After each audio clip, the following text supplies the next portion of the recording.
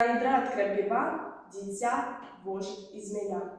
Виходним днем у соснячку жавчина з дитя не огуляла, лягла под солнце, задрамала, а небяспеку напоткала ее маленькую дочку.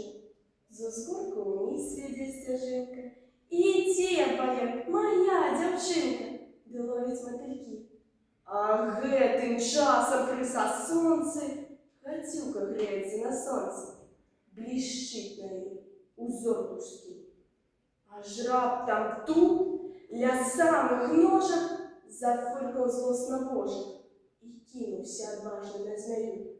Змея узвелась блесковицей, зубами хочет упиться, мелькая промнями узки, а ён, узброенный глицей, зубов змеиных не боится и рве гадюку на куски.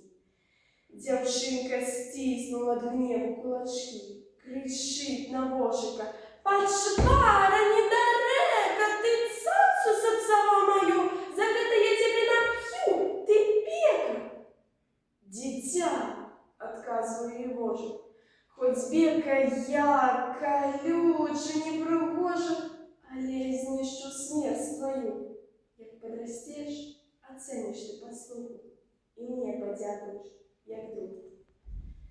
Дитя дитем, і розум його такий, я не дітей тут мав на меті, есть ще дорослые детки на свете, что и змею готовы притулить, якая их умеет похвалить.